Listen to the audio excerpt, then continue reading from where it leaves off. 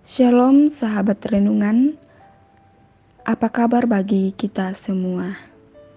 Kembali kita jumpa dalam renungan harian pada hari ini, Senin tanggal 6 November 2023. Kita akan mendengarkan firman Tuhan. Sebelum itu mari kita berdoa. Bapa yang ada dalam kerajaan surga, terima kasih karena Engkau memberikan kesempatan kepada kami untuk mendengarkan firman-Mu pada saat ini. Terima kasih Tuhan untuk kasih dan setiamu yang selalu nyata dalam kehidupan kami. Tiba saatnya kami akan mendengarkan firman-Mu, kuasai kami dengan kuasa Roh Kudus-Mu, sehingga kami boleh memahami firman-Mu dengan baik. Bapa yang ada dalam kerajaan surga, inilah doa kami siap mendengarkan firman-Mu. Amin. Bapak, Ibu, serta saudara-saudara sekalian, pembacaan kita pada hari ini terambil dalam kitab Wahyu 9. Kitab Wahyu pasal 9 ayat 13 sampai 21. Kitab Wahyu pasal 9 ayat 13 sampai 21.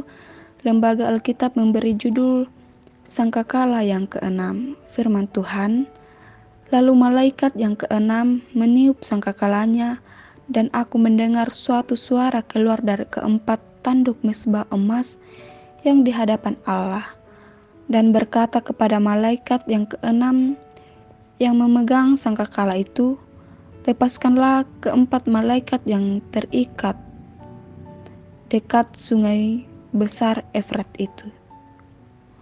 Maka dilepaskanlah keempat malaikat yang telah disiapkan bagi jam dan hari, bulan dan tahun, untuk membunuh sepertiga dari umat manusia. Dan jumlah tentara itu ialah 20.000 laksa pasukan berkuda. Aku mendengar jumlah mereka, maka demikianlah aku melihat dalam penglihatan ini kuda-kuda dan orang-orang yang menungganginya. Mereka memakai baju sirah, merah, api dan biru dan kuning belerang warnanya. Kepala kuda-kuda itu sama seperti kepala singa, dan dari mulutnya keluar api dan asap dan belerang. Oleh ketiga malapetaka ini dibunuh sepertiga dari umat manusia, yaitu oleh api dan asap dan belerang yang keluar dari mulutnya. Sebab kuasa kuda-kuda itu terdapat di dalam mulutnya dan di dalam ekornya. Sebab ekornya sama seperti ular. Mereka berkepala, dan dengan kepala mereka itu mendatangkan kerusakan. Tetapi manusia lain yang tidak mati oleh malapetaka itu tidak juga bertobat dari perbuatan tangan mereka. Mereka tidak berhenti menyembah roh jahat dan berhala-berhala dari emas dan perak, dari tembaga, batu dan kayu yang tidak dapat melihat atau mendengar atau berjalan. Dan mereka tidak bertobat daripada pembunuhan, sihir, percabulan, dan pencurian. Amin. Firman Tuhan. Bapak, Ibu, serta saudara-saudara sekalian, tema perenungan kita pada hari ini yaitu teguran untuk bertobat. Teguran untuk bertobat.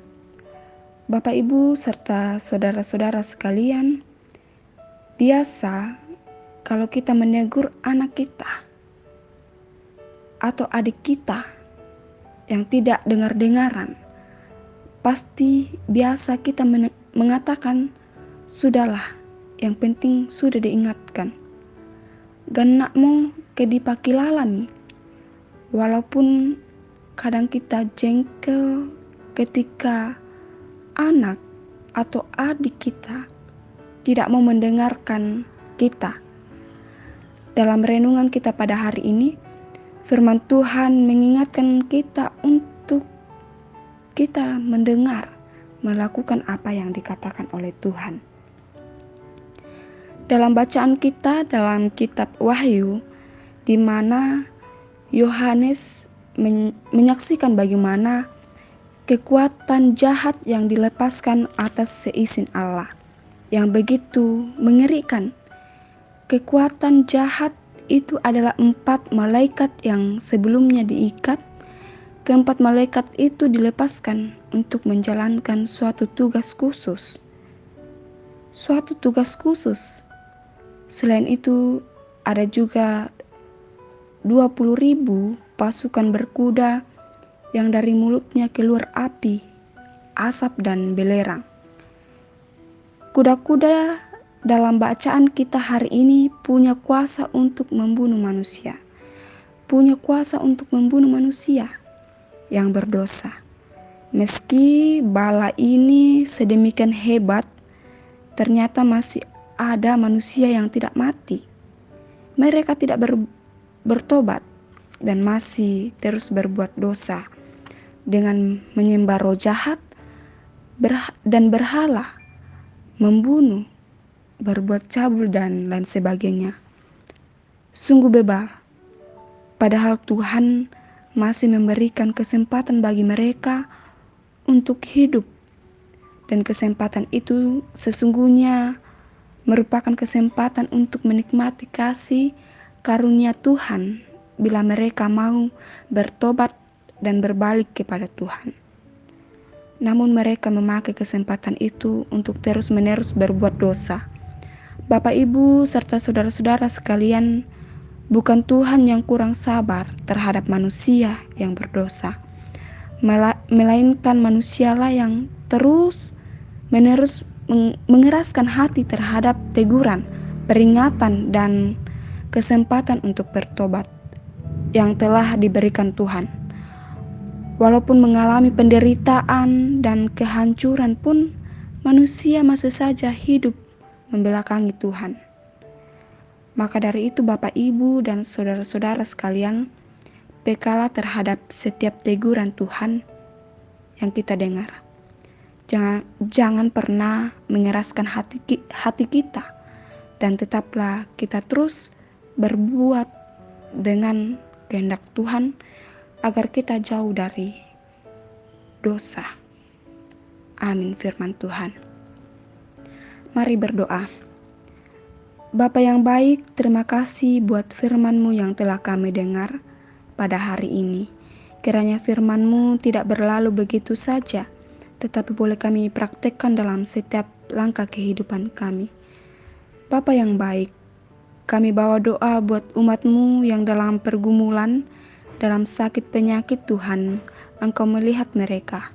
Sembuhkan mereka ya Tuhan, sehingga mereka boleh sembuh dan kembali beraktivitas seperti semula. Kami berdoa yang bersyukur dalam pertambahan usia. Tuhan terus berkati, sehingga hari-hari mereka penuh dengan sukacita. Berdoa buat umat-Mu yang sementara berjuang dalam mencari pekerjaan. Tuhan bukakan jalan, bukakan pintu bagi mereka, sehingga mereka boleh mendapatkan pekerjaan sesuai dengan kehendak Tuhan. Berdoa buat sanak saudara kami yang jauh dari kami. Tuhan berkati mereka, baik dalam pekerjaan maupun dalam rumah tangga mereka. Bapa yang baik, seluruh bentuk kehidupan kami serahkan ke dalam tangan pengasihan-Mu.